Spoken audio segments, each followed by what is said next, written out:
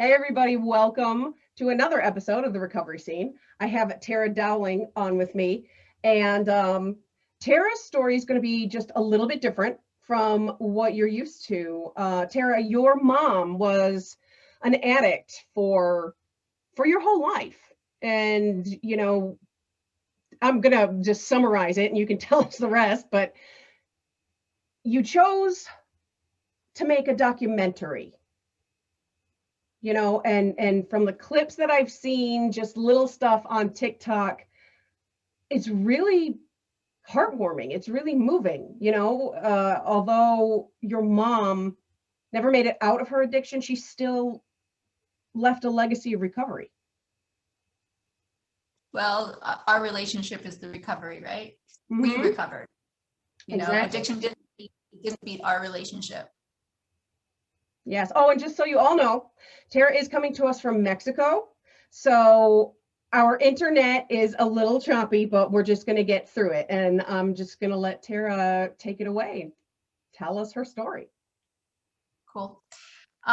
So yeah, I was born into addiction. My mom started using drugs at about 15 years old. My dad left when I was 2, and I went into my first foster home at 5. So I didn't really understand that my mom had an addiction. I didn't really understand why I was taken away. And I continued to kind of get taken out of her home and put into different foster homes. And she would go and try to get, recover. And then eventually at about 11 years old, she was forced to have to sign us over to the government, to be legal guardians of the government. And I think that that's probably when my mom's addiction really got the most severe, because we kind of made her keep trying. And I think when she felt that she had no kids left, she was stripped of all of her dignity, she just kind of gave up and just went more deeply into the drugs. Right, like she had nothing else. No motivation, all her motivation had kind of just been taken away from her. Yeah. And the interesting thing about my mom is that my mom was adopted, and she always felt like she just didn't have a family. And so like her having kids, and, obviously she probably had too many because she wasn't even capable of taking care of one, but, was because she felt so alone in this world. And so, then you got on top of that, she's got an addiction. So she's trying to manage having so many kids and an addiction. And she was really young. My mom was, I think, 20 when I was born. And I'm not going to talk too much about my siblings because they don't really want to be part of what I'm doing. So I'm going to keep it more based on my mom and I. And so anyways, I got signed over to the government, and at about 12 years old, I legally was able to state what I wanted. And I decided I wanted to be put up for adoption. And this pretty much broke me, because as much as I thought that I wanted to have like a normal life, and I didn't want to be seen as like the foster kid in school, and I wanted to, my big driving factor for that was like, I wanted to learn the piano. I wanted to play sports and stuff like that. Like I never got those opportunities living in a foster home. That's a hell of a burden to put on a 12-year-old. Like, all right, choose, God. Yeah, well, no, I mean, I was so happy to have that choice, because I didn't have a choice before. I was just shuffled around from foster home to foster home, continuously having different social workers come in. They would be there for maybe like, a month or something. I'd pour my heart out to these people, and they just abandoned me as well. So I had like severe abandonment issues. And wow. Foster care, like in foster homes, you think that they're helping the kids, but honestly, some of them are incredibly abusive, like both physically and sexually. So yeah, it was not like I was getting put into a better situation a lot of the time. Gotcha. But anyway, yeah, I mean, it's a reality that I think that we really have to look at in our society, because I think what drives people to become foster parents sometimes is about the money, and it's not really about wanting to help others. And the people that are healthy and should be foster parents, I think, are scared, because they're like, well, I'm going to have this really damaged kid that might steal from me, might like lash out, might do all these things. And so I think it scares people to want to be a foster parent. And I understand that, but you know, we need them. we need people to understand why these kids, including myself, were so traumatized in life, and you know, to support that a little. Anyways, so I tried to kill myself after I put myself up for adoption, because I felt like I was letting my mom down. I always loved my mom so much, and I had so much guilt that, you know, I wasn't accepting her as my mom. And I just still felt like I wasn't allowing these people that were older, and you know, this was like their big one chance to have a child.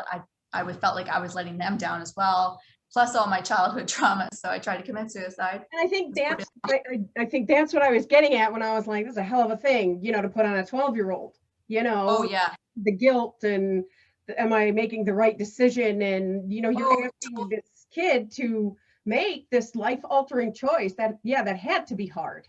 That had to be hard. Totally. I didn't look at it that way, but you're totally right, because I just always thought I was so independent. And I thought, of course I can make these choices, but I didn't understand how severe they were. You know, like as a kid, you're not really understanding the impact of those choices. I wonder if there's a difference between, you know, a kid who's just naturally independent and a kid who's completely independent because they had no choice. Mm-hmm. You know? Yeah, I would probably say I was a little bit of both. Right.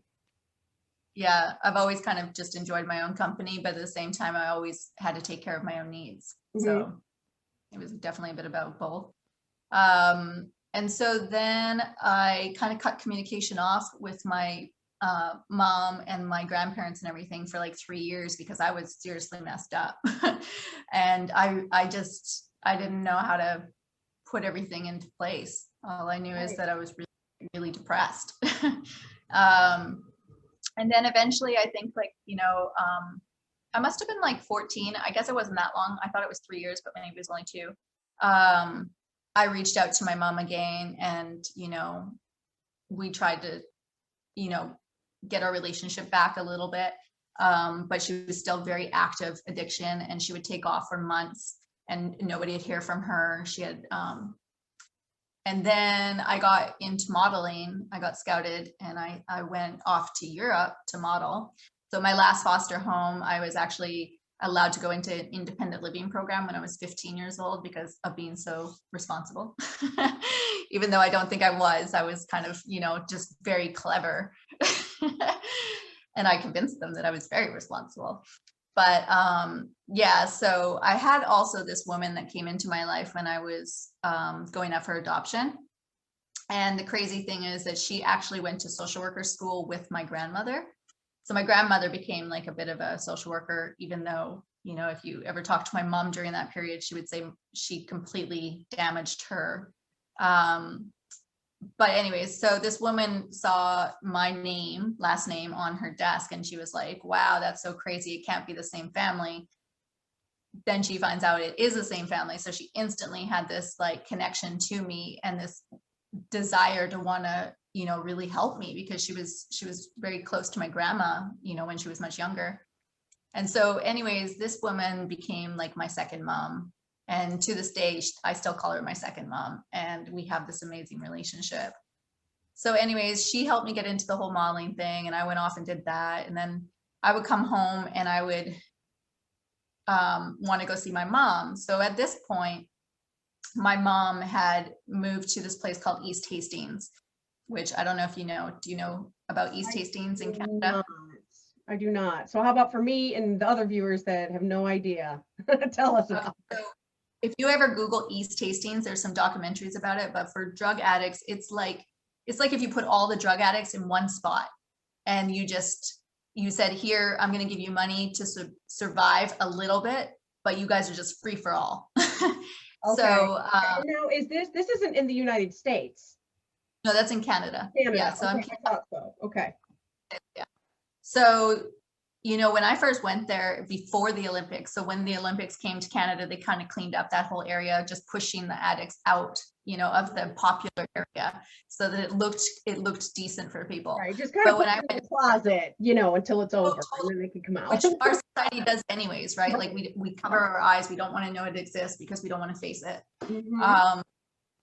So anyways, when I went, I'm a little bit of a different child, and I have had this really beautiful quality of being able to kind of only see what I want to see.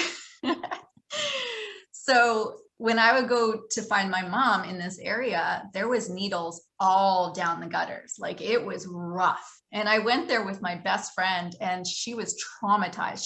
She was so scared. And I'm just marching through it like, it's like my backyard. Like I just, right. Like, problem. I didn't even see the needles. Like, my friend had to point out the needles to me, because that's how I protected myself. I think I only kept my mind on certain things, and I didn't look at anything else.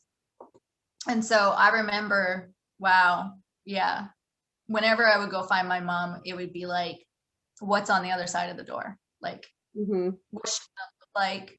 Is she going to be completely high? Like, is this going to traumatize me? Like, and for the most part, it continuously kept traumatizing me. And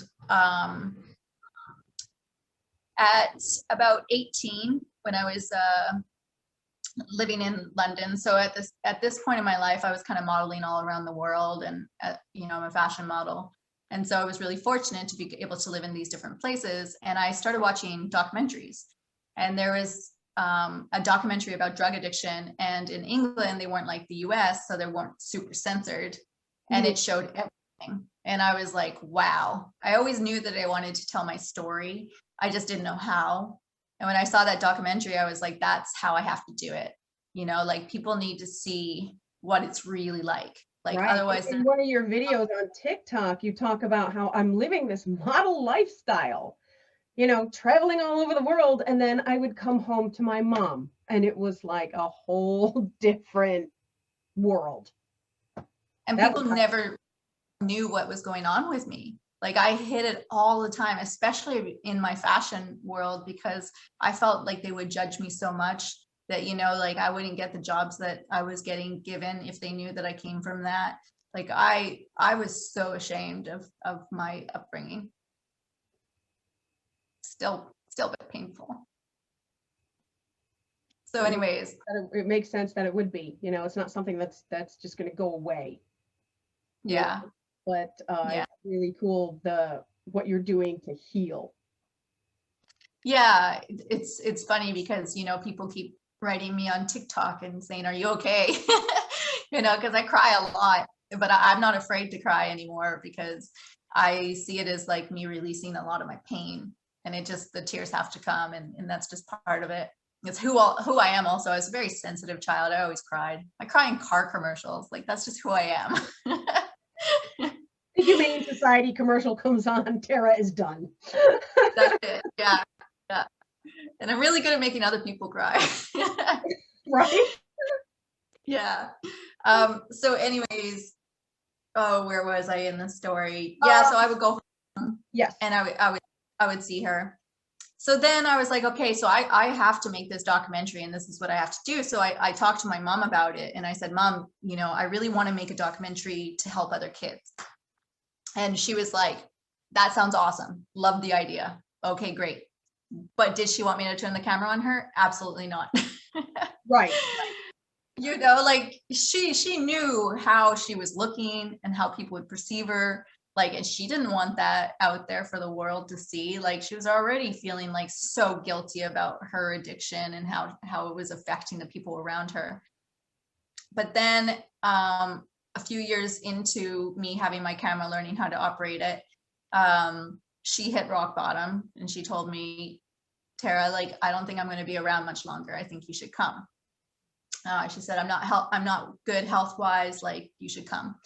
At that point, I actually got one of my biggest modeling jobs ever. It was a Canadian company, and I had like $15,000. And so I flew my boyfriend and I home, and he helped me film. And I had this whole schedule and all these questions for like a week, because I thought, that I would probably be able to go there and fix her in a week. That's the mind of a kid, like, I was like, I'm going to ask all these questions. I took it on like a project. I was like, I'm going to get to the root cause of her pain, and I'm going to fix her, and then I'm going to show it to the kids, and we're done. Yeah, but that's not what happened, and it was incredibly hard, because I hadn't seen her for quite a long time, I think, at that point. And when I saw her, she was like 100 pounds, and she had like an eye infection. She couldn't see out of her eyes. And like, she had told me, you know, it's actually from the drugs that she was taking, because a lot of them are laced with other things and they really affect your health. So they were attacking other parts of her body. Right.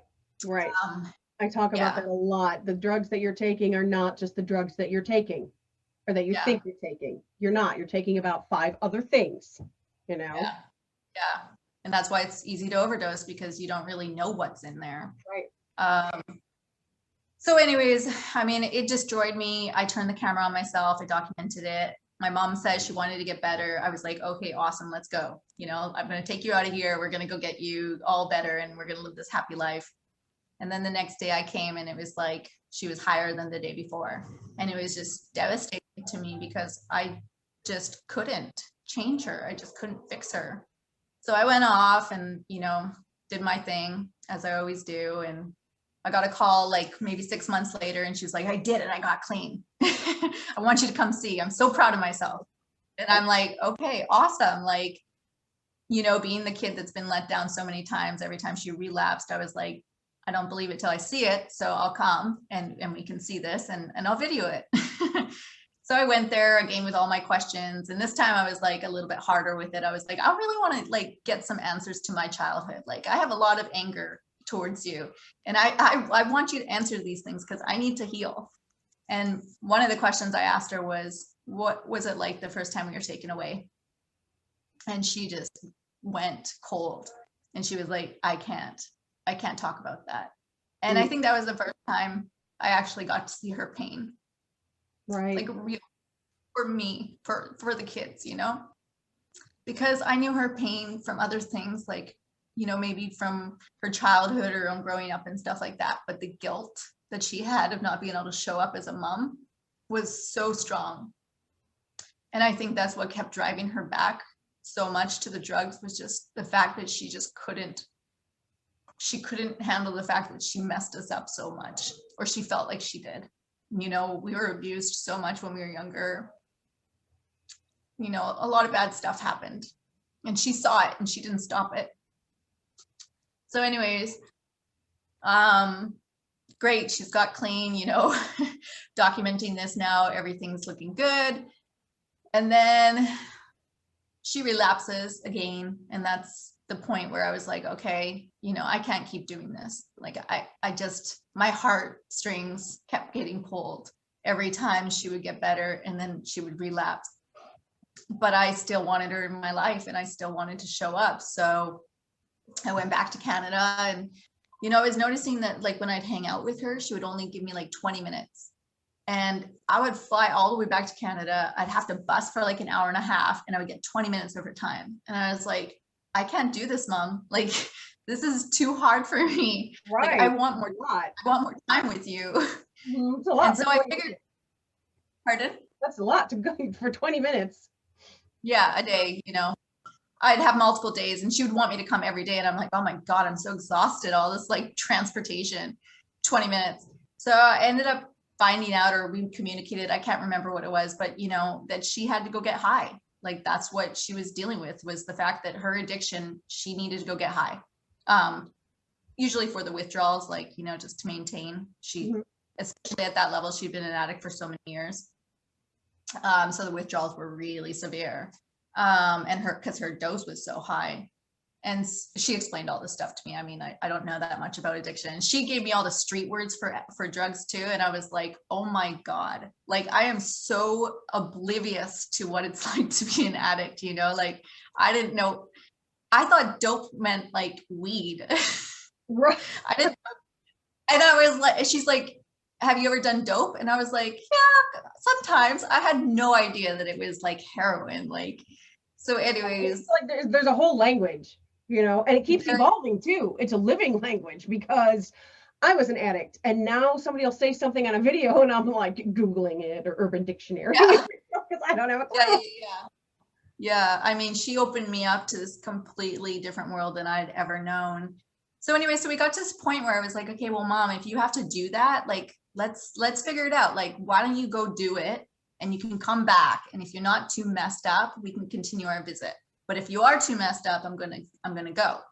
So we started doing that, and then that ended up working out well. Like she didn't get super high. I was able to continue the visit with her, and we just kept doing that. Not all the time. Like sometimes she would be a little bit higher. And then, so the video that I posted on TikTok of her nodding actually was quite into our relationship. And it was into a point where she and I had actually got to a really good place. Like I was able to be around her when she was on drugs, not too much, and, you know, have a full day with her. Like I could potentially sleep over at her house, like wherever she was. Oh, hi. So,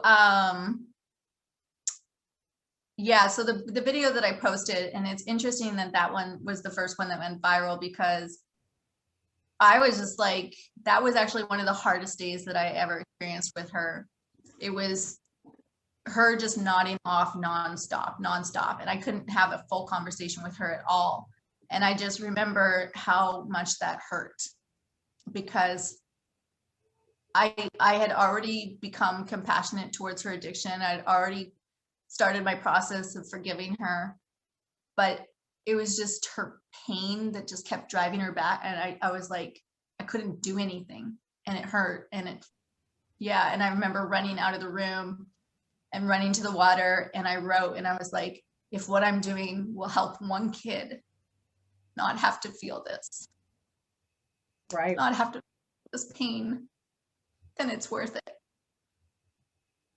And to be honest, it's the same thing that's driving me right now with TikTok, because I'm seeing so many kids sharing their intimate details of their pain. And I have to just say that, like, I'm angry. I'm angry that our society is not speaking about addiction. I'm angry that people that have had people die still don't talk about it. You know, they're in pain and they're still not talking about it. And how is a kid ever supposed to feel comfortable to express what they're going through if the adults can't pave the way? Right. And so still this awful stigma associated with addiction. And that's what's actually been so incredibly amazing right now that I've been experiencing with TikTok, because I'm really hoping that the last video that went viral goes to 1 million. And it's not because of like, I want to be like TikTok famous, but it's because I want to see that the capacity of what people are able to talk about right now has changed. I want to see that this is a topic that was being discussed, that we actually care about addiction right now. So anyways, I am super motivated, super driven. So just to finish my story with my mom a little bit. My mom, you know, she just kept letting me film her. She ended up getting emphysema. So she not only had her active addiction, she also had a severe illness that she was battling with not being able to breathe. And so that was taking her down. And there was so much anxiety surrounding that. Like the doctors kept telling her, you got 6 months to live, 6 months to live. So of course she kept running to the drugs because that reality was scary for her. Right. Yeah. Like you can imagine. I mean, yeah, it'd be scary for anybody. And so she's going to medicate or cope, you know, the way she knows how. Yeah. So the crazy thing is, and it's a reason also kind of why I wasn't sure if I could really like approach the recovery addicts community, because I was like, well, my mom never got clean. And then I was like, and my mom was an addict till her last breath, but she didn't die. She didn't die from emphysema, and she didn't die from the drugs. She actually chose to go. In Canada, they have this program. It's called like assistant passing or something like that. So when somebody's so sick and they're not going to really have much of a life, you can choose to go. And my mom caught pneumonia, and she was like not able to walk anymore. And I think that reality was just too much for her. She was already struggling so much. She was in a electric car, and you know, and then she had to go out and get her stuff all the time, and her life was just not, it was not a good life. And I don't even know why she stuck on for so long. Like I told her all the time, I was like, listen, I know that what you're going through right now is like so incredibly difficult. And if you ever chose to want to OD because the pain is too much for you, I'm not going to blame you for that. Wow. because I learned about pain through her. And as much as I couldn't fix her, I saw that somehow these drugs brought her relief. And as much as I hate addiction and I hate what it does to families and to people, I understand why people choose it. I understand that there's so much fucking pain in people. And there's so much trauma in this world. And we keep repeating the cycles because we're not helping each other. We're not helping those kids that are like me, that come out of these situations that don't do well, that didn't have therapy, that aren't getting support. And of course they're going to pick up an addiction because they're hurting so much. Right. And it's just a cycle that keeps repeating and repeating. And I've had enough. And so I'm speaking up about it. That's awesome. That's awesome. I remember in one of your videos, something that I found really powerful. Your mom actually said it. I'm not sure what you asked her. I can't remember. But she said, it's not about you. And it was like, oh, that's right. I mean, she's right. It's not, it's, speaking as a mother, now, thank God, my kids were 1 and 2 when I got clean, and, nothing horrific ever happened. That was just a blessing. It could have gone a different way. But, as a mother who loves her children, I would never, quote unquote, choose addiction over them. And neither would any other mother who loves their children. I'm not talking about, there are some people that should not be parents. There are some horrible people out there. But I'm wondering if a lot of the reason that your mom couldn't bring herself to talk about losing her kids is that isn't what she would have chosen. And that's why I get so nuts when people are like, why would you choose this over your kids? And it's like, they wouldn't. They wouldn't. It's so hard to explain to somebody, when you're trying to explain how addiction just grabs onto you and gets its claws in, and the strength of will it takes to break that addiction is astounding, and that's what I think people don't understand. The people who succumb to addiction, they weren't weak. They weren't bad people. They were stuck. Addiction had them and they couldn't get out. And I really think that the videos that you post, and it gives addiction a face.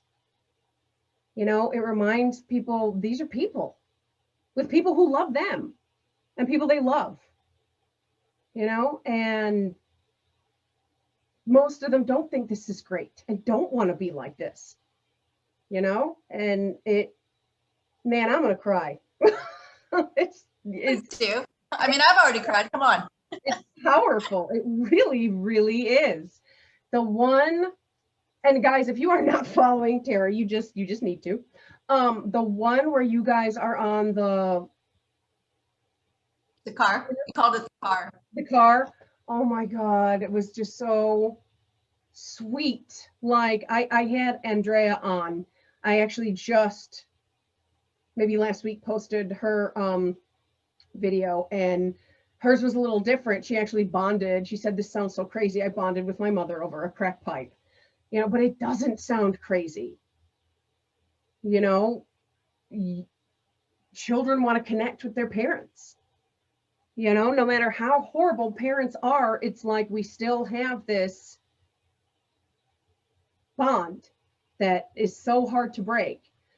And it just, your story and Andrea's story, just shows the love that can exist between a mother and a daughter. And it's, I don't know, I don't have another word except powerful. I wish I had something like more amazing, but it's really well, how I explain, to some people that ask, they're like, how did you do it? And I say this, my love was stronger than my pain. That's right. And until we start facing our pain, we're not going to figure that out, because you need to understand that they're working together. There's no separation between love and pain, and either the pain can consume you or the love can consume you. And I chose the love to be what consumed me. Right. Right. And you actually get criticism for that, which blows my mind. Well, Blows. okay, so that's another thing I want to talk about. Mhm. I mean, there are a lot of people that are going to have a lot of negative comments. They're going to continuously argue probably till their last breath that it's a choice. And I'm so taking a new step. I'm like, okay, why do they believe that? What programmed them to look at it this way? Because we need to figure that out. Because there's something wrong going on in our society that's programming people to look at them, like look at addiction in this way. We need to really push the like scientific knowledge out there so people can educate themselves, you Right. know. But we also have to be super compassionate that people have been really hurt by people on drugs Yes. and with an addiction. They have been really hurt. And if we can't have compassion for them, why should they have compassion for us? Right. Right. I mean, we And do it's both terrible ways. It's things. both sides. Yeah, we do terrible And things. we can't take it personal, you know, like their pain is their pain and they have every right to it. Mm-hmm. This is, you know, a person that doesn't want to get clean has every right to make that choice, you know. And as hard as that is, that's their choice. Everyone has a choice in this life. That's the only thing. Maybe they don't have a choice to become addicted and the addiction takes them over, but they, you know, they have a choice to get clean, hopefully. You know, like Right. I saw my mom struggle, and you know, that grip, like you said, was stronger than her choice. And I've been educating myself a little bit and understanding that it actually, like, disease, like, affects your choice part of your brain, Right. you know, Right. Mhm. which is crazy. Um, Your but brain I'm just, actually changes. It's yeah, insane. but I'm just seeing, you know, that like the only way to get through, and like I've been commenting back on as many comments as I can, and I've got like 1,000+ comments per day. And the people that trigger me, I'm like, okay, how can I at least reach them in one way? Like, how can I get them to at least not judge? Like, I might not be able to get them to change what they think is a choice or not, but how can I get them to just stop judging so harshly, you know? So, you know, it's crazy because I saw this comment today, like, you know, about my mother, you know, and I'm burying her soul in my soul. And the guy was like, what? No one put a gun to her head to make her pick up, you know? And I'm like, that's my mom. All the time. Yeah. Like, Yeah, it's your mom. like, how desensitized are you to humanity? Like, that you would say something to somebody that's experiencing this. Mm-hmm. And you know what? I don't know that person's experience in life to get them to that place, but I just said, you know, well, you know, she didn't have the choice to be raped multiple times or the choice to be abused multiple times. So when she did make that first choice, who am I to judge? Right. You- Right. Because she is probably masking pain. It's a bad coping skill, but a lot of people use it to cope. You know, Yeah. it's a bad Yeah. So coping skill. I get that. That's a real understatement. you know, well, there's a ton of addictions people don't talk about, you know, and why is alcohol legal? Like, you know, and why is that accepted by society? But, you know, as soon as somebody's like tearing apart a family with it, like all of a sudden it's like, oh, they're horrible people. Well, you just gave it to them in every place that they could go to. Right. Like, Right. It's advertised constantly. You know, I tell people a lot of time, you know, I've made so many videos on this. That choice that you keep talking about for most addicts was the same choice that billions of people make every single day. They just didn't know they were an addict until they felt that high or, you know, that buzz. And that was kind of that.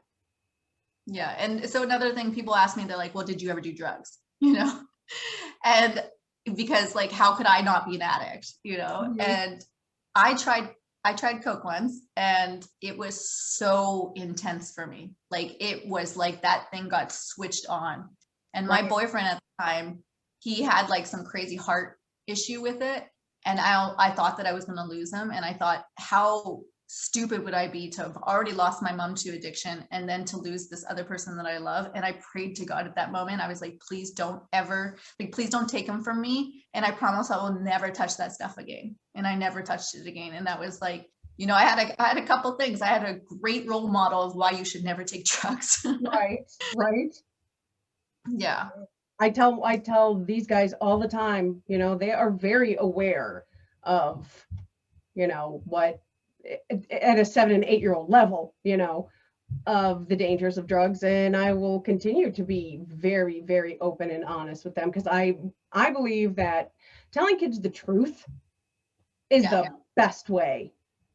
totally. That's what my mom and I had to hear the truth. And she's like, maybe I shouldn't tell you so much. I was like, yes, some things maybe you shouldn't tell me, but like, please always be honest. Right. Oh my gosh. Yeah. Well, now, will you be actually putting this documentary out? Yeah. So I worked on this for 16 years, and I tried everything. Like, I tried to edit myself. I had an investor that came, and then I had all the footage with editors, and COVID hit, and the investor just never got back to me. Never heard from him ever again. Oh. And so I was like, okay, great. So I guess the universe is telling me once again, like, this project is not happening right now. So that's actually why I turned to TikTok, because I was like, I just need to tell my story, and I'm not waiting for anybody else anymore. Like, right. I'm just going to try this new way, and I'm going to see how it is and see how it goes. And now I see that there's such an audience for it. And I actually had somebody come to Mexico that is a filmmaker and has offered to take the project on. So we're starting to work on it now. And yeah, the plan has always been to finish the film. I mean, this was the plan before everything else, but life has its own path for you. So right. I'm just going to keep sharing and speaking and Yeah, but that's awesome though. We'll have to, when it's finally done and it comes back out, we'll have to have you back on and tell us all about it and where to find it and everything. But for now, yeah, you can find, what's your how do they find you on TikTok? So my name is called addiction_talks. The film is called To the Moon and Back, and that's what my Instagram is called. But I have a grander plan of doing something that's like just more than just the film. And that's why Addiction Talks works for me, because I want to have like a whole organization with helping kids and like so many different facets that like the documentary will just be part of it. I think that's awesome. And, I really appreciate you just being so vulnerable and, everything that you're doing to try and, not just help, to help children who have experienced the same thing, but, maybe somebody's going to see this who's younger and will someday be a mom, and they won't pick up, they'll be the kid that says no. And that's awesome. Then I always say, if we help one person, we've all done our jobs. Yeah. Well, I say even like right now, so I didn't know this, but TikTok means a clock. It's like moment to moment. What can you say in 1 minute? And I was like, if you could just make 1 minute of a post, like it could change people's lives, would you do it? And like, that's what I'm trying to push right now, is people just sharing their stories to just get more addiction awareness out there, from all different sides, like, parents that are losing their kids, brothers and sisters that are losing their, boyfriend, girlfriends. Like, there's so many relationships that are losing these people that they love, that we need to speak up about it.